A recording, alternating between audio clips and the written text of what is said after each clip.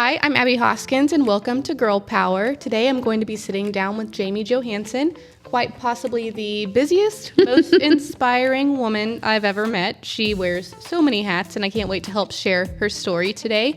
First, I wanted to thank our sponsors. We have Cavell, June and Beyond, Kim Breeden with Shelter Insurance, Tees, and Undergrace Aesthetics. So let's jump into it. Okay, so for people meeting you for the first time, can you tell us who you are and what does your life look like right now? Well, my name is Jamie Johansen. I am a marketing officer for Heritage Bank of the Ozarks. And I have two kids, Harper and Ivy. They are 12 and 6, so 6th grade and kindergarten. My husband and I, we live south of town on Highway 5 and farm down there on our family Century Farm.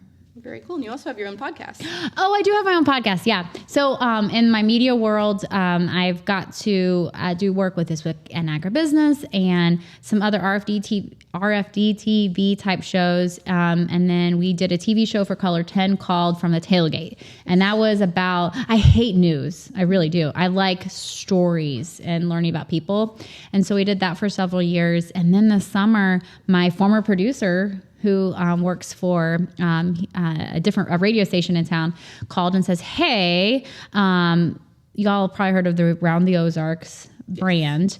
And he works with them, and they're like, we need ag news, or we need stories about agriculture. And I was like, I don't have time. And then we just started talking. And then this fall, I got behind the mic for the first time in several years. And I was like, oh, I like this. So you are a busy woman. Yeah. A woman that wears many, many hats. Yep. So you can check out the podcast. It airs every other Wednesday on aroundtheozarks.com or wherever you get your podcasts. It's called Beyond the Gate. So you can check us out on Facebook too. Yeah, definitely. So selfish plug. You grew up on the farm. Can you go into a little more detail about that and what your childhood looked like? Okay. So like I said, I was my daddy's little girl. If dad said, hey, do you want to go feed cows with me? It wasn't, do you want to go feed cows with me? It was, I want you to come feed cows with me. Right. And it was, he wanted to hang out with his kids, and I'm the oldest. My sister's 3 years younger than me, and my brother is 10 years younger than me. So he wasn't, when I think of that childhood, he wasn't around yet, or he was a baby. We always joked that we would fight over who got to sit by dad in the truck. Right. Because the person by the door had to get the gate. So there was some, tactical planning in that. Oh, of course. But I remember in high school, dad would be out of town, and I was checking cows that were in heat to set up and breed. I was the one checking for calf watch and pulling calves a good portion of the time because dad would travel. I remember castrating bulls with just my sister and I, junior high school, there was just responsibilities that we learned, driving tractors before we should have been driving tractors, driving the truck before we were 16. Right. You name it, we did it. I think that's really instilled how, you're a hard worker. So I think that's instilled that in you too. Yeah. Just growing up on the farm and having to do all of those things, it's translated into everything you do. Yeah. And I'd be honest, by the time I was ready to go to college, I didn't want to have anything to do with it. Really? No. I didn't want to be told what to do all the time. And I had a great childhood, great parents, but there was always something. There was no Saturday morning yes, there were Saturday morning cartoons, but there was a point at which you had to get outside to go work with your show cattle or hit the hayfield. Right. I didn't play softball because I showed cows, like summer softball. There's always some sort of give there. So going into college then, what did that look like for you? And what did you pursue? Yeah, I went to college. I majored in agriculture, communications at Missouri State University. Dr. Anson Elliott really recruited me to go there.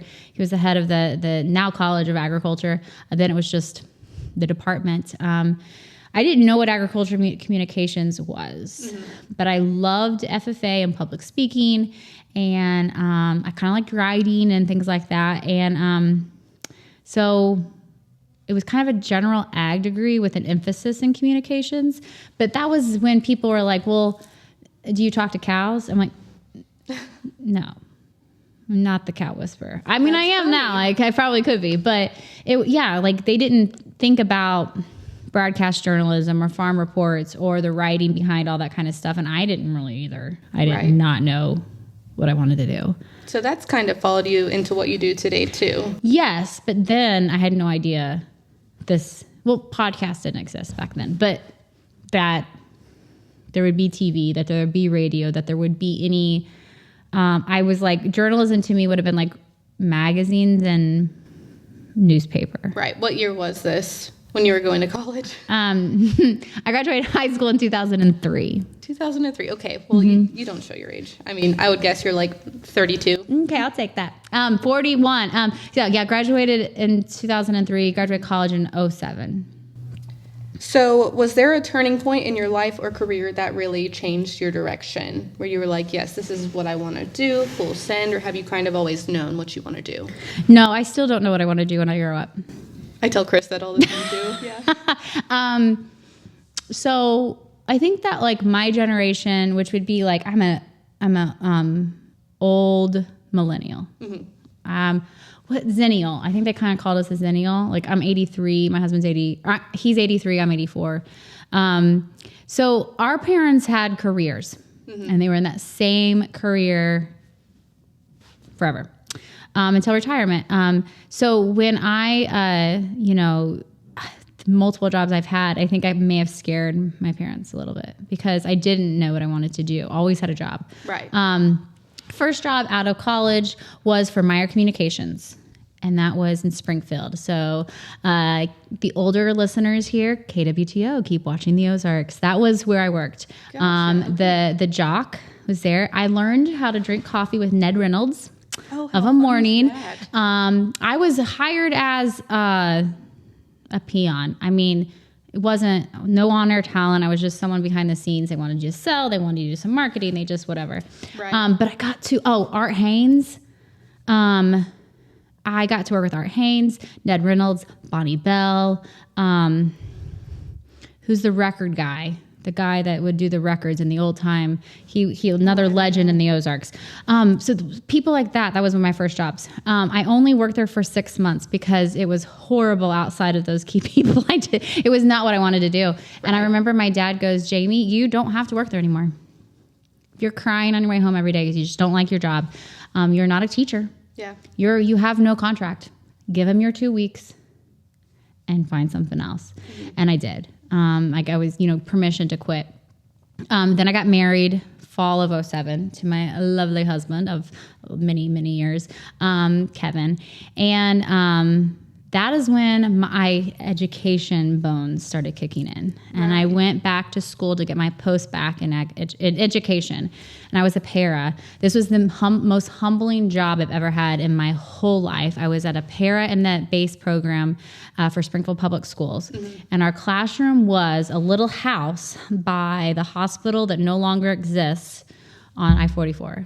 That little hospital there. But we worked with kids with special needs, and I loved it. I almost went sped. I almost did. I was like, these kids are awesome. Yes. But that's what made me go back to the classroom, or go back to college so that I could go back to the classroom and teach. Yeah, it's one of those things you have to have a passion for. And I never wanted to be an ag teacher because my dad was an ag teacher and teaching. I was like, nope, I don't want to go into education because parents did that, and I don't want to do that. But that was a turning point in my life that I do want to teach. Was that me getting that first job and then realizing, this isn't for me. No. So you were an ag teacher for how many years? I'm a retired ag teacher after 2 years. Yeah. There's no benefits. In case you were wondering. In case you were wondering. Yeah, there's no benefits after 2 years. There's no retirement or anything. And that's a predominantly male-dominated field. Yeah. So what was it like being a woman in that position? It is definitely less predominant male now. It's probably more 50-50. And they may even be women. I've not looked at numbers in a long time. But even at that point, it was definitely male-dominated. I got to do my student teaching at, I will still say, the best ag department in the state of Missouri, and that was Aurora. And those teachers were phenomenal, and I got to learn from the best. And I had a big FFA and ag background, and I student taught in Aurora for a semester, and then I was hired at McDonald County, so the southwesternmost county in the state of Missouri. And it's a consolidated county school, so it would be, I guess, a little smaller than Lebanon. Yeah. So we had community elementary schools, and I think community junior highs, like 6 or so of those. And then you all came to high school together in Anderson, Missouri. And so very rural, everybody there worked for Walmart, worked in the poultry industry, farmed, went to Joplin, so it's just a different community. Right. Loved the community. Nothing but great things to say about McDonald County. But after 2 years, I had burnt myself out. So where'd you go from there? Well, here. To Lebanon. Yeah. Welcome to Lebanon. Welcome to Lebanon. In 2011, I moved here. And we had, Kevin and I had an opportunity to run a embryo transfer cattle operation south of here. So the Grove Spring area. And we were there 5 years, ran that. And because when I taught, I didn't know, when I quit teaching, I did not know what I was going to do. Right. Sometimes you have to take that leap of faith and trust that, it doesn't feel right anymore, but let's figure it out. Yeah. So. I mean, if I could have just shut the door and been a teacher, great. If I could have just opened the door and only done FFA, it'd have been great. But two together, I had too high of expectations for myself and for my kids. Right. Understand. So embryo transfer. What an interesting thing to jump into. Yeah. And Sci Hat, put that on. The business was called Utopia Genetics, and literally we, I don't want to bore people with the science behind embryo transfer, but it is in the purebred beef cattle industry, super big part of putting food on your plate to eat, meat on your plate, that protein. Right. And so that I was running a feed truck every day. I was feeding cows. I was bringing cows. We were calving out. That was my every day. Yeah, you can take the girl off of the farm, but you can't take the farm out of the girl. Yeah. Remember what I said? I didn't want to farm anymore. So mid-college, I was like, oh, okay. Kind of dated some people that had some ag backgrounds, but there was a point at which I was like, no, I kind of want to be a farmer. And then I met Kevin. Yes, we love Kevin. I do most of the time. No, I'm kidding. But so it was in college when I was like, okay, yeah, I like that. And I think it was because we did it together. Whether it was showing cattle, literally Kevin and I paid our way through college on the show cattle road, traveling like country showing cows. Yeah, and awesome. It was awesome. It was so fun. We worked hard, play hard. And I think that work hard, play hard mantra is what I live today. I want to have fun, but you got to earn it. So when did you start having kids in this timeline too? Not yet. I didn't have kids. We were married 7 years. And that's a whole other story. So that's 2014? Is that where we're at now? 14. Yes, 14. Good math. I was saying Harper's birthday to my head. I have to do that too. I think it's mom brain. Yeah. So 2011 to 2014, did you just do the artificial insemination? Wait, no. Or had that started? Yeah. 2011 is when we started that. About a year or so into working down there, when I was in the classroom on teaching ag, I discovered this blog called agwire.com. Okay.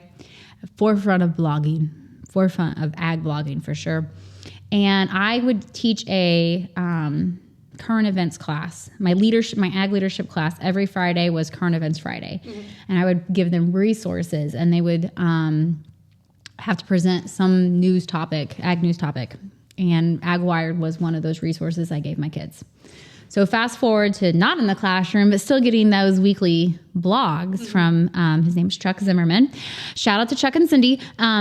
He sent an email saying he was looking for a freelance blogger, a freelance media specialist. I don't know what it was called. Right. Both things kind of right up your alley. I didn't know that, but I was like, I got to get off this farm. I need a pastime. Literally it was like 30 minutes to town. Right. And I emailed him, and then that's what really kicked off the career I have today. Was, I guess that was 2012 maybe. I don't remember. So that's like height of blogging time. I feel like that was a really big time. Everyone wanted to blog and read the blogs. Right. And what he did was, him and his wife, they were the AP press for the ag world. So they created all this content, and a lot of it was, everything had audio connected to it. And then they would mass communicate it out to local broadcast stations of all shapes and sizes. Not the old-fashioned like farm report where you're just reading the numbers. Right. It was stories about the product, stories about the people, and really a story behind the news. And so I started traveling around the country, traveling around the world with him, and did that as a freelancer until 2018. Oh, wow. So even after you had Harper. Oh, yeah, I did that. And then, I had clients on the side, but that's when, 2015 is when Joanna and I started Honey Creek Media officially with a real LLC brand and all that kind of stuff. Right. But that started in 2012 probably. Super neat. Mm-hmm. So you did that until 2018. When did you guys buy the hive and actually start Honey Creek there? We bought the hive. We started looking at the hive in 2019. Mm-hmm. I'm a dreamer. I'm an innovator. I am a problem solver. I like to think creatively. Kevin, do you know Enneagram? Yes. Okay. I'm a 9. Yep, I can tell. I'm a 3. I can tell. Kevin is a 3. Oh, so that doesn't always work together. Yeah. We actually, I don't know how many years ago when we discovered we were 3s, we just understand each other better. Our relationship grew because I can be the level-headed 3 when I need to be. Right. And be like, no. Joanna's a 1. I can see that as well. So she's the, Jamie. Practical. No. Right. Kevin was driving around downtown. This is right when downtown was, they had just hired Ashton. Yeah. So or was getting ready to hire Ashton. Rough. Yeah. At that time. There was nothing. Mm-hmm. There was nothing. And he wanted a building. I don't really remember why. He was like, Ag Butler can be there. Honey Creek can be there. All those different things. And I invited Joanna. And he said, I've got a realtor coming. So I invited Joanna because I was like, I need someone to crush my husband's bubble and it not be me. Right. And that's how that obviously didn't. That's work how out the so hive well started. For you. But we fell in love with the building. We fell in love with the idea of being part of the solution and not being. You just hear so much there's nothing to do in Lebanon. There's all these problems, all this kind of stuff. Look, solve it. Right, exactly. Think creatively. You don't have to have money. We had nothing. Mm-hmm. We were going to lease the building from the owners because we had nothing, but we can manage rent, You guys took it and you made something really cool that the new owners have taken even further, and it's incredible, an asset to town. And we never thought about buying it because we didn't think we could. And then John Gideon's like, why don't you just buy it? And I was like, I can't buy it. And he's like, why? Why can't you? Because it's scary. It is. Well, we just were like, there's no way we have the assets, but with an SBA loan and, putting all over, it's doable. And so working with your local bank, I'm not wearing a branded shirt. I forgot I wasn't. It was possible. And, Joanna, I remember her sharing, when she walked into the building, we were all thinking event space, because it had to pay for itself. We weren't going to have a building for offices because we had offices at home. We didn't need to have a brick and mortar. The brick and mortar had to pay for itself. Right. But she was the visionary. She could walk in. Were you ever in the building when it was offices before the reno? No, I don't think I was. So it was just offices all across the first floor. But she walked in and she was like, I can see it. Let's raise the ceilings, knock down the walls. And you're thinking, this is not why I brought you. I'm like, okay. No, I was like, I just thought, I didn't have a vision. Right. And then she painted the vision. I was like, okay, let's game on. I'm always up for a challenge. Mm-hmm. So it was fun. It's very cool. Mm-hmm. So you guys did that too with 2 kids in tow on your end, and then she had 1. I remember walking into the hive often, and she had a baby strapped to her, right? Yeah. And she was doing all these things with we the baby. Have so much video footage that we'd set up cameras, and you've got the 2 well, they're 6-year-olds, kindergartners now, but Ivy and Nora, 2 years old, 1-year-old, 2 years old, pushing mops. And then, oh my gosh, carrying furniture up and down. And I'm like, Joanna's, 6, 7, 8, 9 months pregnant with now Carson, who's 3. Please don't fall down the stairs, all these things. But yeah, it wasn't I didn't think it was hard. I mean, it was what we wanted to do at that time. Now I look back and say it was time to say goodbye to it. Right. It was time to step into a new chapter, but in that moment, it's all we knew. And it was so cool to have our kids alongside. I really respect you too for still following your dreams and doing the things you want with your kids in tow. Mm-hmm. And then I also respect that when it's time to close that chapter and move on. Yeah. And I think I remember, I'll go back a little bit because this is a female-led podcast. So I'll be 100% open and honest that 7 years, no kid. Mm-hmm. I had been to multiple doctors, and they say this and they say that. We ended up going to a fertility specialist in Columbia, mid-Missouri. Awesome. So we had gone through our own challenges, and we had lived our lives, and we had built businesses and brands and names for ourselves. So bringing a kid into the world was all we cared about. Mm-hmm. But it was a priority for Kevin and I both that we're not going to change our lives for our kid. Right. We're going to bring our kid into our lives. I think that's important, too, for them to see that. So that's something I didn't know about you. That's really cool. Mm-hmm. That was probably a hard time. Kevin and I both had issues, and but, we know how to fix them now. But we're done. I mean, you think. I've known people in their 40s who have accidentally gotten pregnant. No. You'd have to put me in the institution. So is there a challenge that you can think of you've had to overcome that really stretched you or taught you something important throughout everything? The first thing that popped into my head is I've spoke to a lot of, in the communications department in Missouri State. I'd go back several different times to speak, and everybody in mass media, communications, journal, they all want to be freelancers. Mm-hmm. They all want to be freelancers. And it is the hardest dang thing ever to be self-employed. Mm-hmm. Oh, yeah. Okay?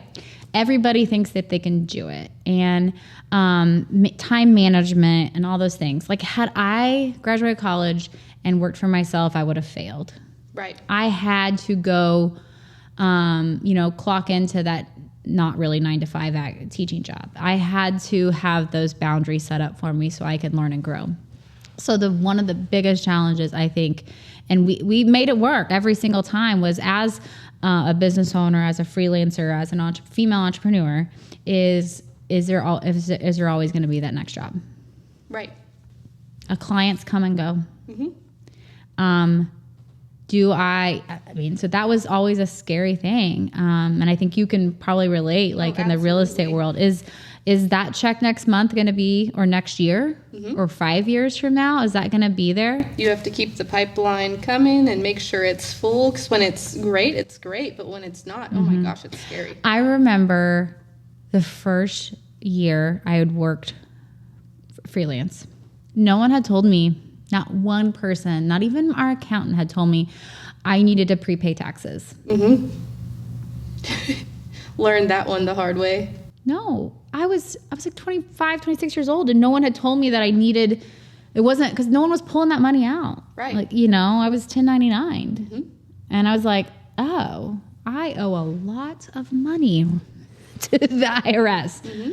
And that, those are really crazy challenges that I just... Right. It's hard too, because no insurance through your job, benefits. It's it's up to you to figure all of that out when you're self-employed. Yeah.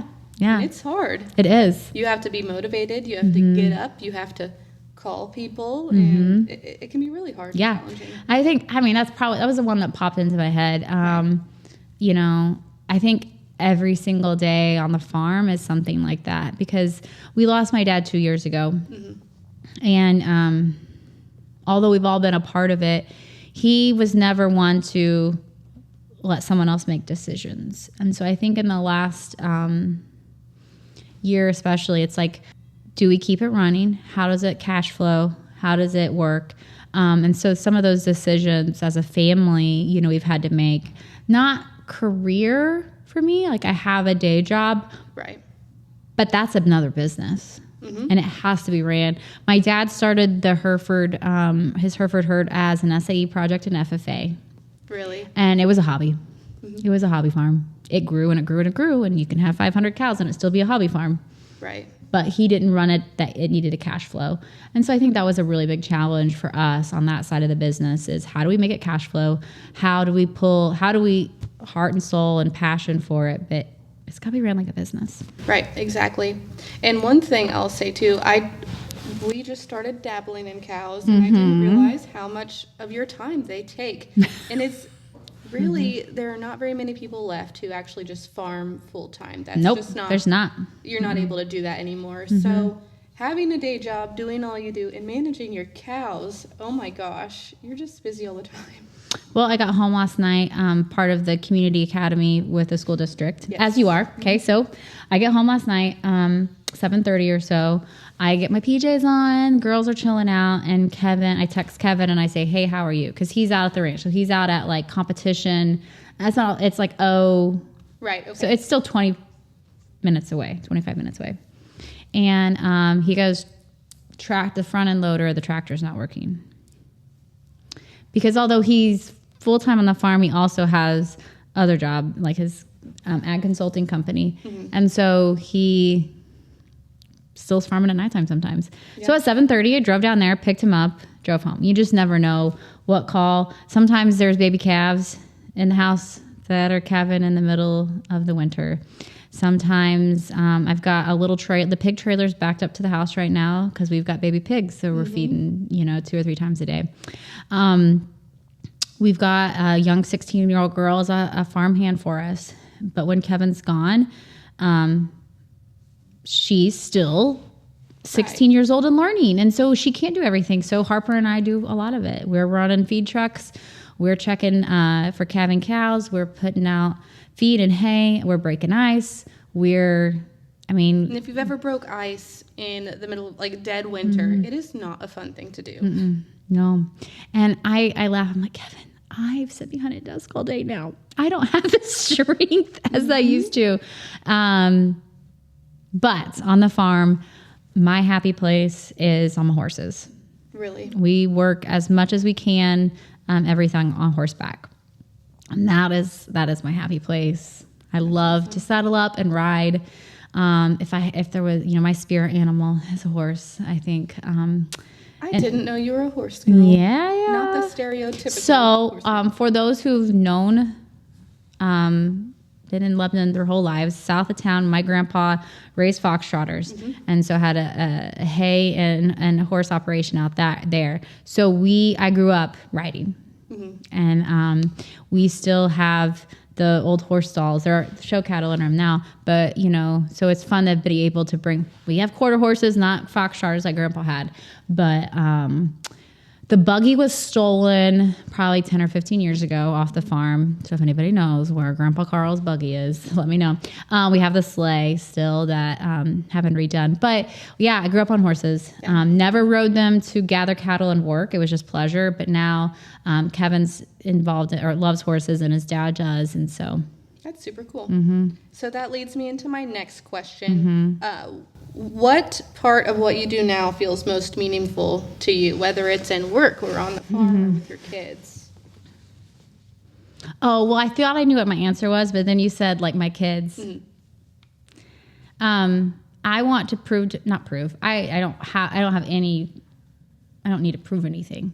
I want to empower my girls as a girl mom they can do whatever the heck they want.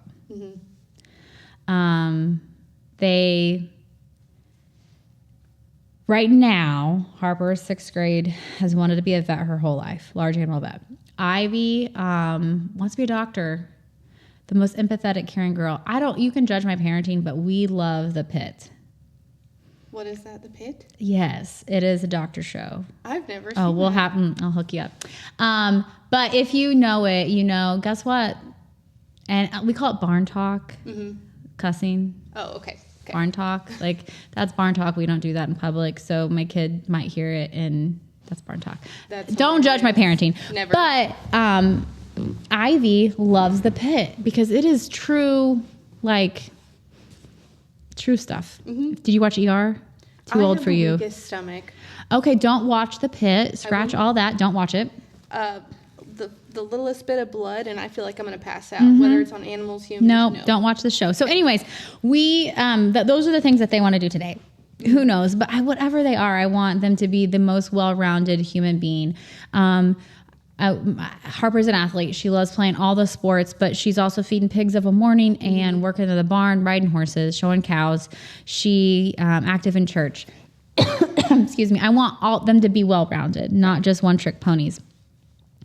But so they are the most rewarding element of my life. However, what I was going to say before you mentioned my kids was what do I love the most about my job right now and how impactful it's community. Can I say a bank? Oh, yeah. Okay. Of course. Kim Light called us in 2019, and that's a whole story in itself. But I was like, no, I don't want to go work for you. I don't work for people. I work for myself. I was pretty stubborn in that mindset. But we did contract work for them. I was like, they're pretty good people. Not so bad, yeah. Yeah. And so I really was just like, no. And then when we started working with them and we ended up putting, all our eggs in one basket,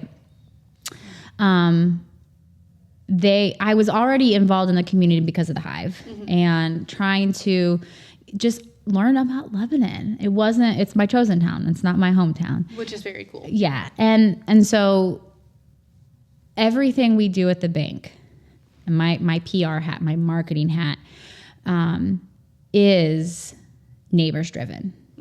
And we did create that brand for the bank, but we live it every single day. You can tell too. And it's heartfelt. Like every day's different for us, but whatever we're doing, my job is community centered, whether it's committees or boards or lunches and just friends. It's community. And I love Lebanon. I truly do. This is where we're going to live the rest of our lives. And where I chose to raise my kids, but, whether it's job or family, it's community focused. Yeah. Very cool. Speaks a lot to the town too, that you saw something and, chose to live here and raise your family here. Yep. So leads me to my last question. What is one piece of advice you'd give to women younger than you?